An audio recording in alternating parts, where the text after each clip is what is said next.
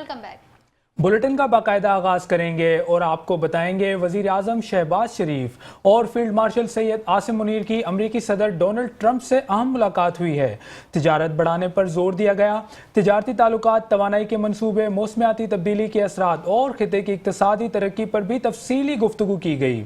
मुलाकात में अमरीकी नायब सदर जेडी वेनिस और वजीर खारजा मार्को रूबियो भी शामिल थे। पाकिस्तानी और अमरीकी रहनुमाओं की मुलाकात खुशगवार माहौल में हुई। मुलाकात 1 घंटा 20 मिनट जारी रही। खबर शामिल करेंगे। वजीर आजम शहबाज शरीफ का वाशिंगटन डीसी के रिवर्स एयरबेस पर रेड कारपेट पर इस्तकबाल हुआ। अमरीकी एयरफोर्स के आला ओहदेदार ने इस्तकबाल किया। वजीर आजम मोहम्मद शहबाज शरीफ का मोटरकेड अमरीकी सिक्योरिटी के हिसार में एयरबेस से रवाना किया गया। वजीर आजम शहबाज शरीफ सदर ट्रंप से मुलाकात के बाद न्यूयॉर्क वापस पहुंच गए। आज अक़वाम मुत्तहिदा की जनरल असम्बली से खिताब करेंगे।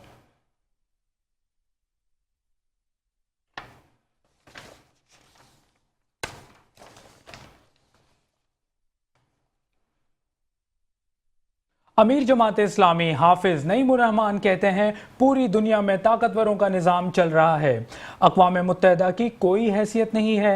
अमेरिका मुसलसल धोखा दे रहा है। मैं पाकिस्तान के हुक्मरानों पर हैरान हूँ कि कैसे डोनाल्ड ट्रंप को नोबल इनाम के लिए नामजद कर रहे हैं। शहबाज शरीफ को मजलूमों के हक में बात करने की ज़रूरत है।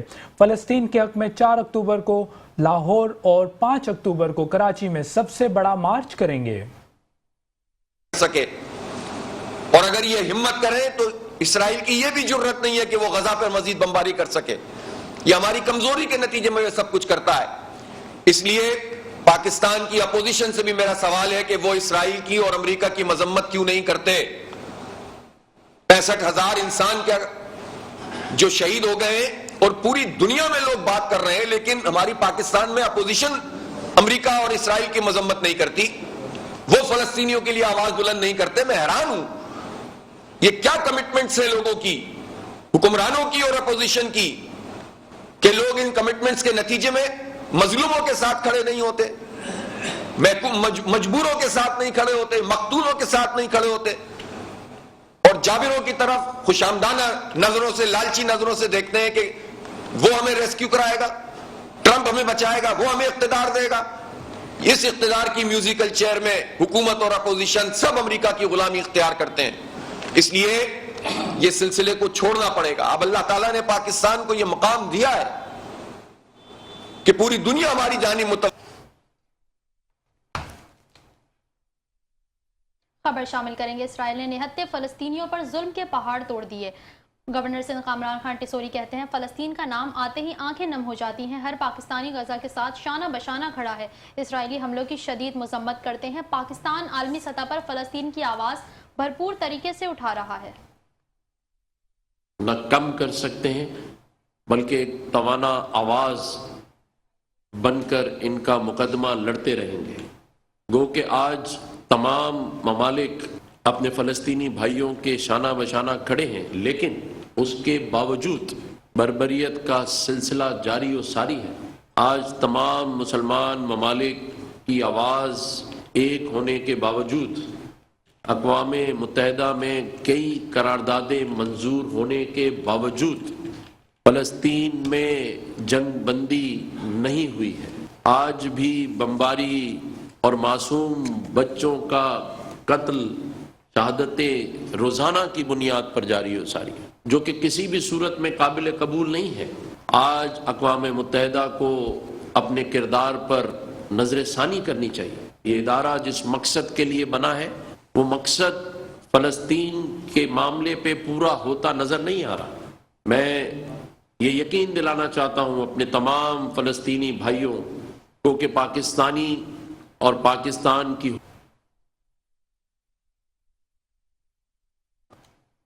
खबर शामिल करेंगे स्टॉक एक्सचेंज के हवाले से। पाकिस्तान स्टॉक एक्सचेंज में तारीखी तेजी देखी गई है। 100 इंडेक्स 1,62,000 की बुलंद तरीन सतह पर पहुंच गया। 100 इंडेक्स 1,62,025 की बुलंदी पर पहुंच गया। 2,745 पर ट्रेड की गई।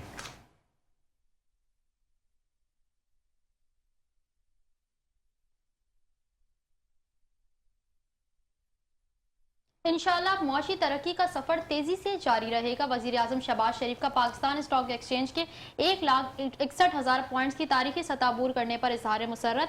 कहा, अल्लाह ताला के फजलो करम, कारोबारी बरादरी और हुकूमत की अनथक मेहनत से स्टॉक एक्सचेंज हर दिन बुलंदियों की एक नई तारीख रकम हो रही है।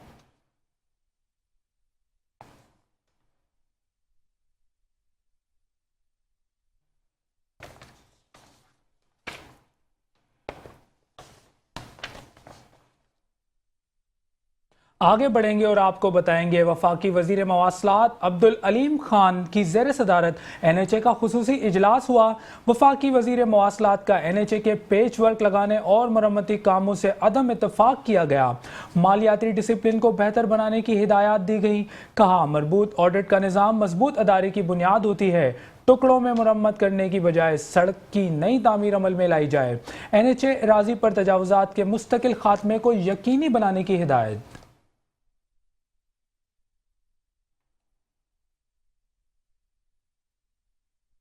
खबर शामिल करेंगे। वजीर आला पंजाब मरियम नवाज की ज़ेर सदारत खुसूसी इजलास हुआ। महकमा सेहत से मुतालिक अहम फैसले किए गए। पंजाब के पब्लिक और private medical and dental colleges के लिए एडमिशन पॉलिसी की मंजूरी दी गई। सरकारी मेडिकल कॉलेजेस में दाखिले के लिए MD कैट टेस्ट पास करना ज़रूरी करार। ओवरसीज़ पाकिस्तानी के बच्चों के लिए MD कैट में $10,000 फीस मुकर्रर का फैसला। प्राइवेट अस्पतालों में पोस्ट ग्रेजुएट ट्रेनिंग के बाद लाजमी सर्विसेज की बाहिमी तजवीज़ पर इत्तेफाक हुआ।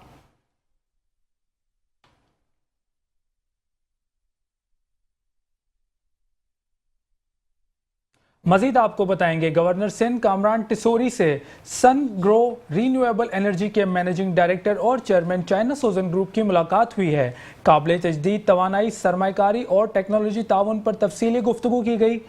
ग्रीन एनर्जी मंसूबों पर मुश्तरका ताउन पर तबादला ख्याल भी किया गया। गवर्नर सिंध का सिंध को तवानाई में खुद कफील सूबा बनाने की ख्वाहिश का इजहार किया गया। सिंध में सोलर पैनल की तैयारी और सरमाकारी के ख्वाहां हैं। चेयरमैन चाइना सोजन ग्रुप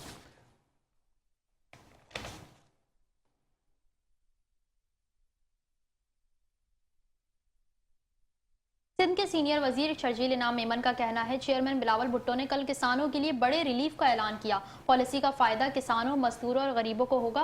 किसानों को सहूलत देना गंदम की काश्त के लिए बेहद जरूरी है। आज से पहले जब परवेज मुशर्रफ की हुकूमत थी तब पाकिस्तान हमेशा गंदम इंपोर्ट करता था।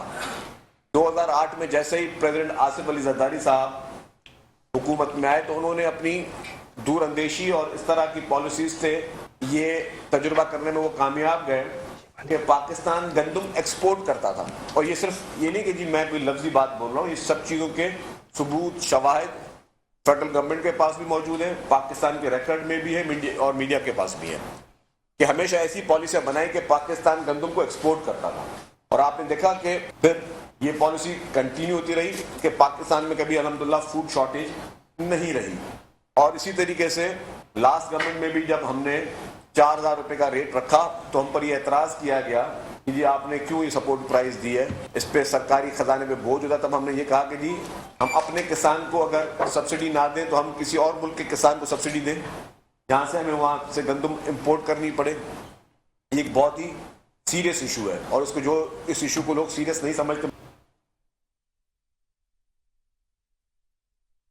यहाँ आपको बताएंगे, पाकिस्तान पीपल्स पार्टी के चेयरमैन बिलावल भुट्टो जरदारी ने कहा है कि खवातीन को दरपेश सफरी मसाइल को हल करना चाहते हैं। खवातीन के बगैर मुल्क तरक्की नहीं कर सकता। पिंक स्कूटीज से खवातीन को सफ़र की आसान सहूलत दस्तयाब होगी। वज़ीर आला सिंध ने कहा कि महकमा सिंध का ट्रांसपोर्ट डिपार्टमेंट बेहतर से बेहतर सर्विस मुहैया कर रहा है। सीनियर वजीर शर्जील मेमन बोले कि पिंक बस के बाद पिंक स्कूटी शुरू की, जल्द ही पिंक टैक्सी भी शुरू करेंगे। मजीद तफसीलात जानते हैं मुजम्मिल यासीन की इस रिपोर्ट में।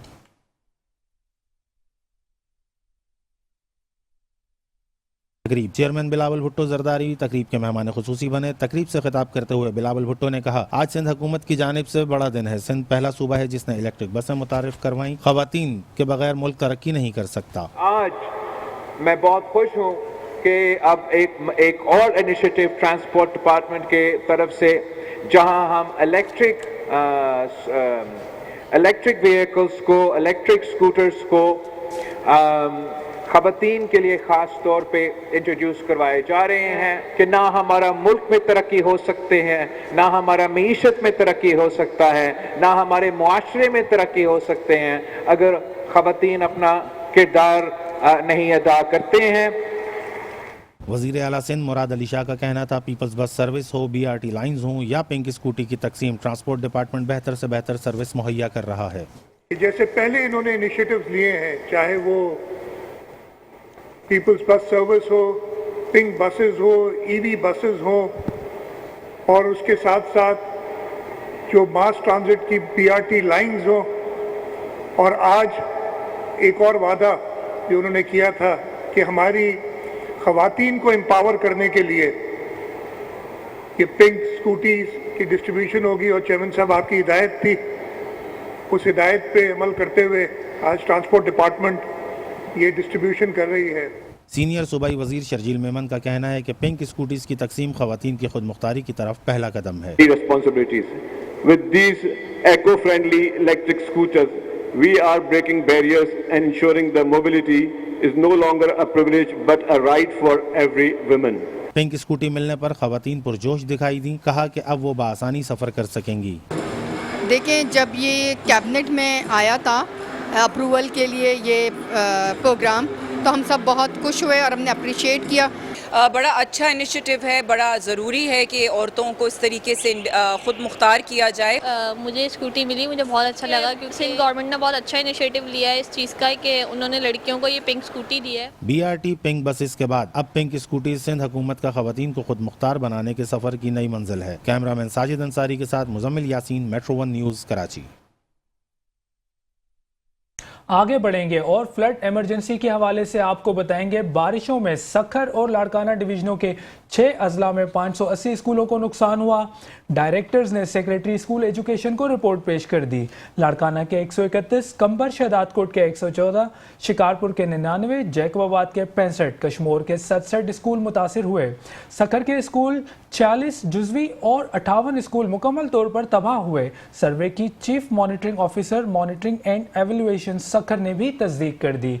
इस हवाले से मजीद तफसीलात जानते हैं हमारे नुमाइंदा मुजम्मिल यासीन से। जी मुजम्मिल, आगाह कीजिएगा।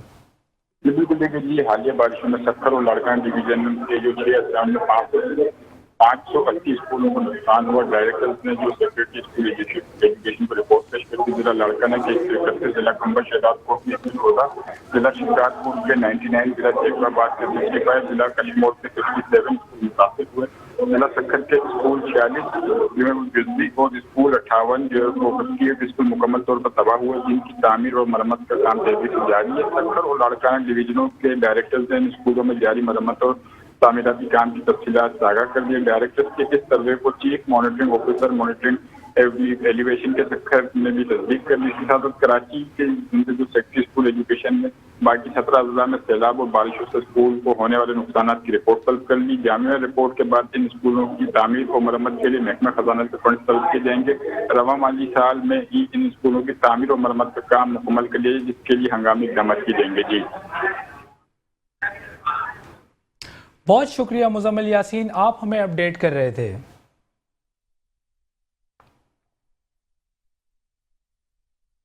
खबर शामिल करेंगे। पीपल्स पार्टी की क़यादत ने सिंध काबीना में रद्द-बदल कर दी। शाहिद तहीम लेबर वजारत से फारिग हो गए। सईद गनी को लोकल गवर्नमेंट से हटाकर लेबर और सोशल प्रोटेक्शन का कलमदान दे दिया गया। नासिर शाह को बल्दियात की वजारत देने का फैसला किया गया है। जाम खान शोरों को मनसूबाबंदी और तरक्यात का इजाफी कलमदान मिल गया। इस्माइल राहो यूनिवर्सिटी बोर्ड्स के वजीर होंगे। महकमा खुराक मखदूम महबूब अज़्ज़मा के हवाले। जबार खान को रिलीफ में मुंतकिल कर दिया गया। महकमा IT अली राशिद के सुपुर्द कर दिया गया।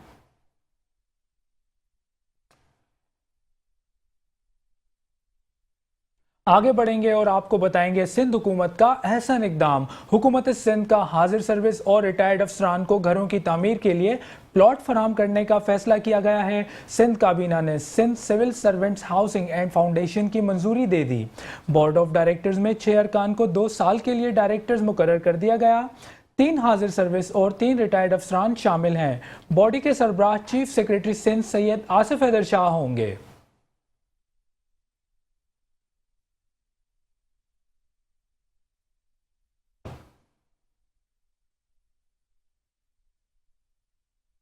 महकमा फिशरीज का बेनज़ीर माहीगीरी कार्ड के इजरा का ऐलान। मोहम्मद अली मिल्कानी कहते हैं मंसूबा मोहतरमा बेनज़ीर भुट्टो शहीद के ख्वाब की तामीर है। मुस्तहिक माहीगीरों को माहाना माली इमदाद फराहम की जाएगी। डिजिटल स्मार्ट कार्ड नादरा से मुंसलिक होगा, बराह रास्त इमदाद मुमकिन होगी।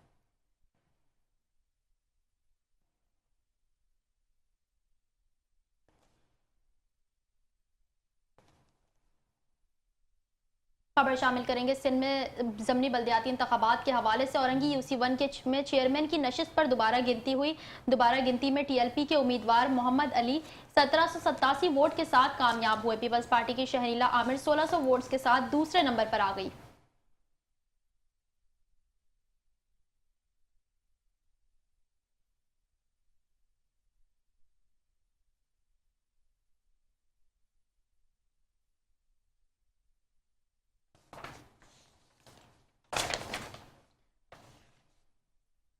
खबर शामिल करेंगे चागी में हथियार डालने वाले फितनल हिंदुस्तान के दहशतगर्द चांजेब ने एतराफ बयान में होशरुबा इंकशाफात कर दिए। कहा जुबैर बलोच ने खुद को गोली मारी थी, निसार फोर्सेस की फायरिंग से हलाक हुआ। बलूचिस्तान की अहम तंसीबात को निशाना बनाना चाहते थे।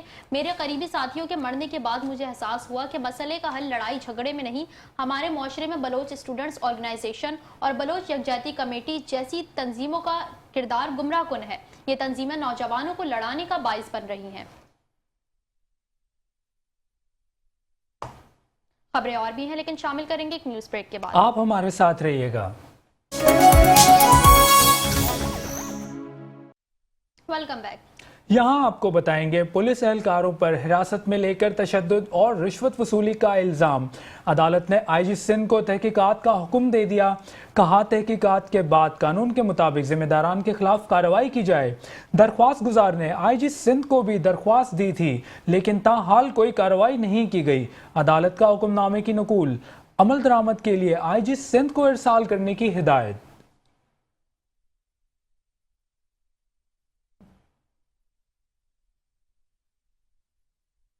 खबर शामिल करेंगे लांडी के इलाके में 7 साला बच्चे के अगवा और कत्ल का केस। पुलिस ने गिरफ्तार मुल्जिमान सोहेल कुरैशी और एहसन को जुडिशल मजिस्ट्रेट चरखी की अदालत में पेश कर दिया।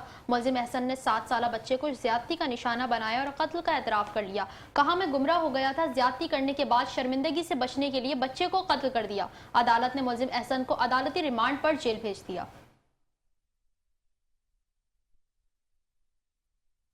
सिंध हाई कोर्ट में निजी तस्वीर लीक करने के इल्जामात की इंक्वायरी में ताखीर के खिलाफ दरख्वास्त।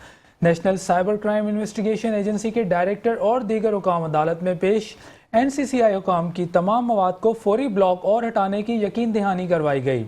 जस्टिस उमर सयाल ने कहा डेटा लीक के केसेस में सर्च वारंट्स मालूमात और शवाहिद की बुनियाद पर जारी होने चाहिए। NCCI हुकाम आइंदा समात तक तहकीकात में पेशरफ से आगाह करें।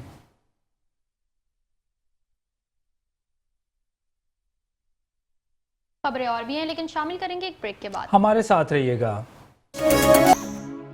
Welcome back. खबरों का सिलसिला आगे बढ़ाएंगे और आपको अफसोसनाक खबर से आगाह करेंगे। मंगोपीर कचरा कुंडी से खातून की मशक शुदा लाश बरामद हुई है। पुलिस के मुताबिक लाश की उम्र तकरीबन 20 साल है, जो कि कई माह पुरानी है। लाश रजाई में लिपटी हुई हालत में बरामद हुई है। शोबा है खातून को नामालूम करके कत्ल करके लाश फेंकी गई। लाश की शनाख्त ताहाल नहीं हो सकी है। इसी हवाले से मजीद तफसीलात जानते हैं हमारे नुमाइंदे एहसान यूनुस से। जी एहसान, आगाह कीजिएगा।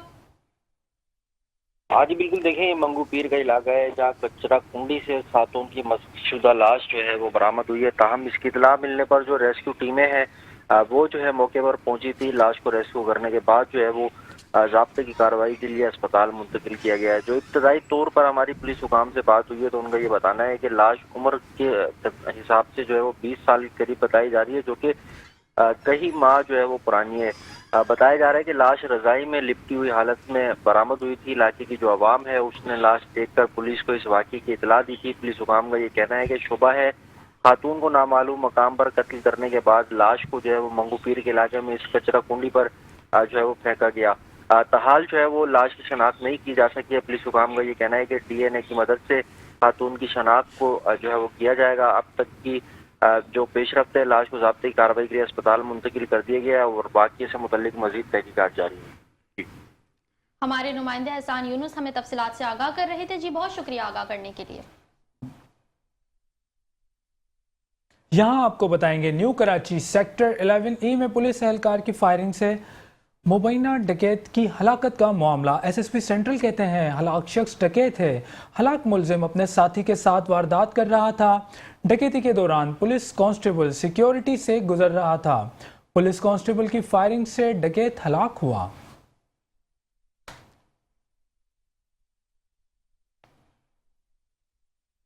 कराची का जिला बस्ती सोने के ताजिरों के लिए गैर महफूज हो गया। 15 रोज में सोने के ताजिरों से 2 करोड़ 60 लाख रुपए से जायद रकम लूट ली गई। गुलबहार में जाली ऑनलाइन पेमेंट पर सुनार को लूटने वाले मर्द औरत को सीसीटीवी में देखा जा सकता है। 9 सितंबर को लियाकताबाद में सोने के ताजिर से 1.5 करोड़ रुपए लूटे गए। करीमाबाद से एक हफ्ता कबल 1 करोड़ 27 लाख रुपए लूटे गए।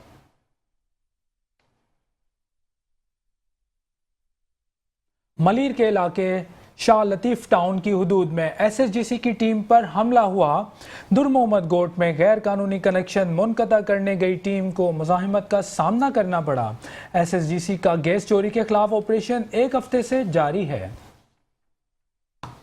मलीर के इलाके शाह लतीफ टाउन की हुदूद में एसएसजीसी टीम पर हमला किया गया है। दुर मोहम्मद गोट में गैर कानूनी कनेक्शन मुनक़ता करने गई टीम को मुज़ाहिमत का सामना करना पड़ा।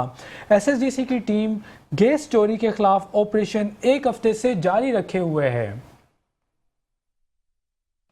मलीर के इलाके शाह लतीफ टाउन की हुदूद में एसएसजीसी की टीम पर हमला किया गया।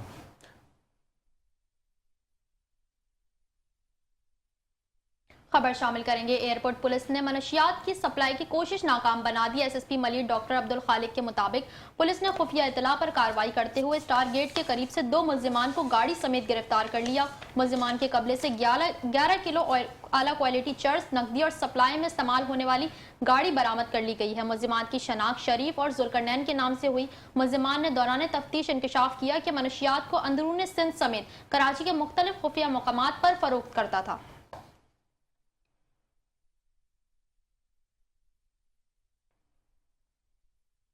मजीद आपको बताएंगे ईस्ट पुलिस कराची का जुराइम पेशा अफराद के खिलाफ मुसलसल क्रैकडाउन जारी है। गुज़श्ता रोज़ कार्रवाइयों के दौरान मजमूई तौर पर 15 मुल्जिमान को गिरफ्तार किया गया। गिरफ्तार मुल्जिमान में 8 स्ट्रीट क्रिमिनल्स, 1 मनशियात फरोश, 4 गुटका मावा फरोश और 1 मफरूर भी शामिल हैं। मुल्जिमान की गिरफ्तारियां गुलिस्तान जौहर, फिरोजाबाद, ब्रिगेड, सोल्जर बाजार, मुबीना टाउन, सच्चल और साइड सुपर हाईवे के इलाकों से अमल में लाई गई।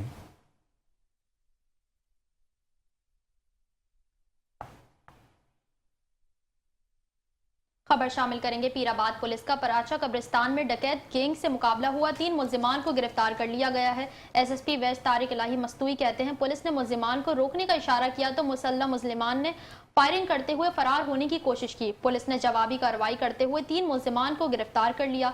3 मुल्जिमान फरार हो गए। असलहा, छीने हुए मोबाइल फोन्स और नकदी रकम भी बरामद कर ली गई। गिरफ्तार मुल्जिमान बनारस, कस्बा और साइट एरिया समेत शहर के मुख्तलिफ इलाकों में वारदातें करते थे।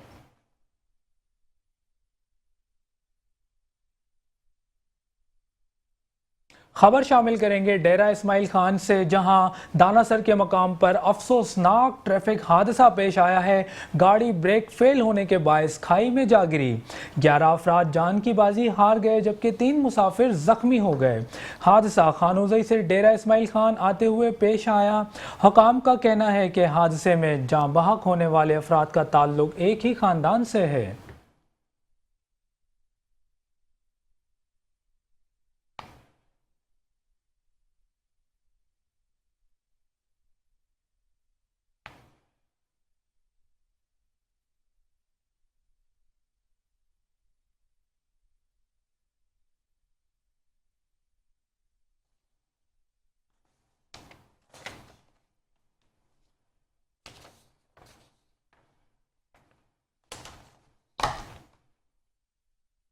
पाकिस्तान बांग्लादेश को शिकस्त देकर एशिया कप के फाइनल में पहुंच गया। पाकिस्तान ने सुपर 4 मरहले के अहम तरीन मैच में बांग्लादेश को 11 रन से शिकस्त देते हुए फाइनल में जगह बना ली। भारत से 28 सितंबर को मुकाबला होगा।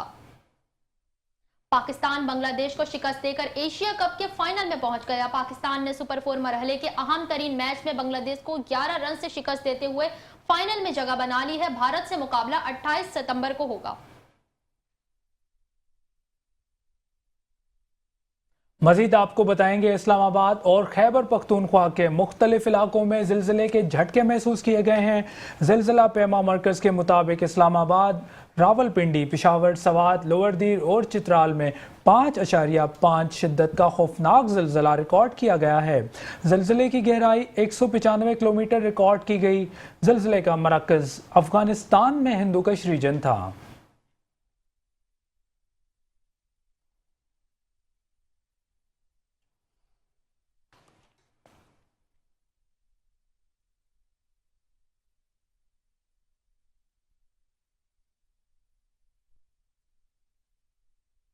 और बुलेटिन के अख्ताम पर आपको बताएंगे chief of the naval staff international selling regatta 2025 का कराची में बाज़ाब्ता आगाज हो गया। तफसील जानते हैं फहीम सैलरा की इस रिपोर्ट में।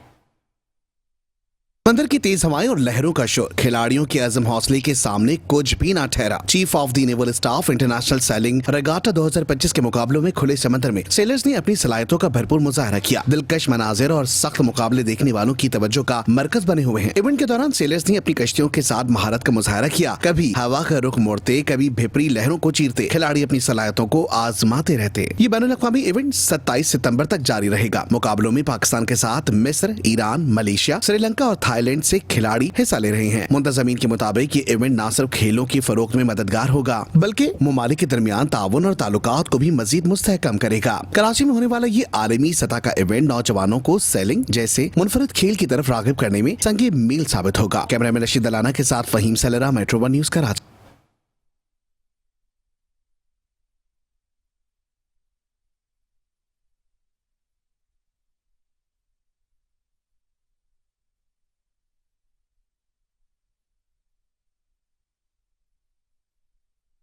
यहाँ आपको बताएंगे पाकिस्तान के सबसे बड़े आईटी और टेलीकॉम के 3 रोज़ा मेले ITCN एशिया 2025 के 26वें एडिशन का इनेकाद किया गया था, जिसमें मारूफ आईटी कंपनी शार्क टैंक ने स्टॉल लगाया। मज़ीद जानते हैं इस रिपोर्ट में। ITCN एशिया का 26वां एडिशन कराची के एक्सपो सेंटर में कामयाबी के साथ जारी था। मुल्की और गैर मुल्की कंपनियों समेत कुल 750 से ज़ायद कंपनियों ने तकरीब में हिस्सा लिया। तकरीब में शार्क टैंक आईटी कंपनी की जानिब से भी स्टॉल लगाया गया। अच्छा एक इनिशिएटिव है ये ITCN का कि इतनी बड़ी अच्छी एग्जीबिशन करवा रहे हैं। काफ़ी अरसे से ये हो रही है, तो हमारी कोशिश थी कि हम भी जो है अपनी थोड़ी सी कंट्रीब्यूशन इसमें ऐड कर सकें पाकिस्तान में, कि पाकिस्तान में आईटी को हम कैसे प्रमोट कर सकते हैं।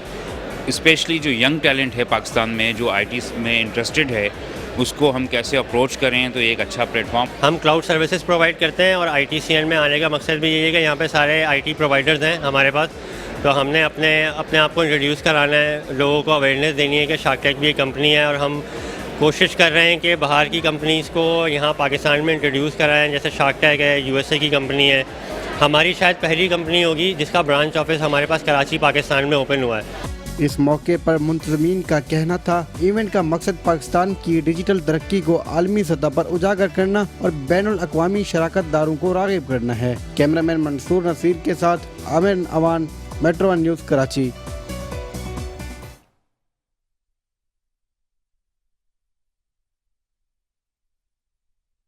आगे बढ़ेंगे और आपको बताएंगे जद्दा में पाकिस्तानी मीडिया और बिजनेस कम्युनिटी की मुश्तरका तकरीब पाकिस्तान केबल ऑपरेटर्स एसोसिएशन के सदर इखलाक अहमद के एजाज़ में ज़ोराने का अख्ताम किया गया।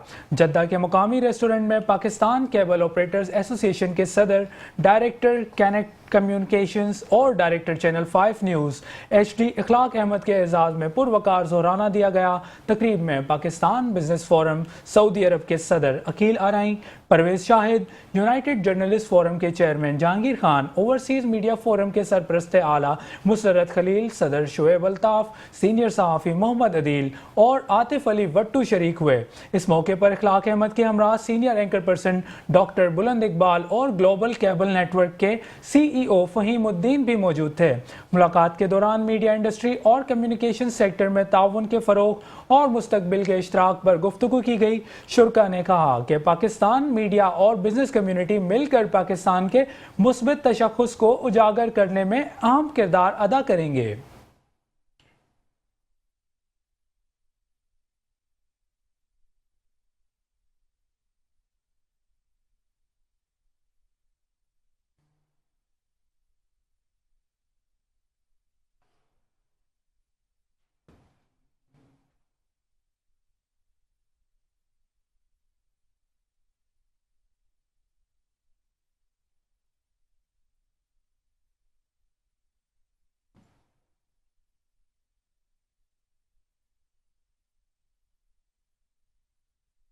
यहाँ आपको बताएंगे KCAA की जानिब से एक प्री इलेक्शन डिनर की तकरीब मुनक्किद की गई, जिसमें 27 सितंबर को होने वाले इंतखाबात के हवाले से मुख्तलिफ शोबा-ए-जात जिंदगी से ताल्लुक़ रखने वाले अफराद ने इज़हार ख्याल किया।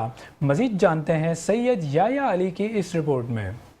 कराची कस्टम एजेंट्स एसोसिएशन की जानिब से रखे जाने वाले कबल अज़ इंतखाबात अशाइया की तकरीब में बड़ी तादाद में ताजिर बरादरी ने शिरकत की और 27 सितंबर को होने वाले इंतखाबात के बारे में सबको बताया कि ये इंतखाबात 6 साल बाद हो रहे हैं। इस 6 साल बाद जो जिस पे लोगों ने कब्जा किया हुआ था, और ये वो लोग थे जो नॉन एलिजिबल लोग थे, जिनको कुछ नहीं पता था कि कस्टम एक्ट क्या है, कस्टम PCD क्या है।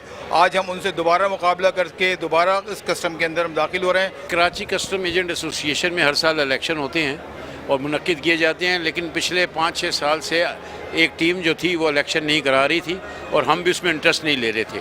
चूँकि अब हालात ऐसे हो चुके हैं कि हम समझते हैं कि इस वक्त एक टीम बनानी चाहिए। तकरीब में मौजूद शुरका ने ना सिर्फ आइंदा इंतखाबात की अहमियत पर जोर दिया, बल्कि ताजिर बरादरी के मसाइल और इनके मुमकिन हल पर भी बात की। हमारा 1 पॉइंट एजेंडा है कि हम पॉलिसी ऐसी बनाएं कि हर आम मेंबर जो है उसको फ़ायदा हो, ना कि हम ऐसी बातें करते रहें जिन जो सिर्फ बातों की हद तक हों। हम प्रैक्टिकली पॉलिसी और सिस्टम ऐसा बनवा दें, जो सिस्टम में लकूनाज हैं उनको डिपार्टमेंट के साथ बैठ के हल करें। हमें तो इतनी मेहनत करनी है कि जो ये बिगाड़ हो चुका है उस बिगाड़ को किस तरह सीधा करेंगे वो हमारी समझ से बाहर है। उम्मीदवार बराए सदर याह्या मोहम्मद का कहना था कि एक तवील अरसे के बाद इंतखाबात हो रहे हैं। इसकी वजह यह है कि कुछ लोगों ने एक माफिया की शक्ल में कब्जा किया हुआ था और इलेक्शन नहीं होने दे रहे थे, और इन लोगों ने अंदर के निज़ाम को दरहम भरम कर दिया है। अब हमने नौजवान नस्ल को मौका दिया है और हमें उम्मीद है कि हम इलेक्शन जीतकर सारे मामलात बेहतर करेंगे। कैमरामैन अयान खान के साथ Syed Yahya Ali, metro 1 news, Karachi. News studio से फिल वक्त इतना ही। मज़ीद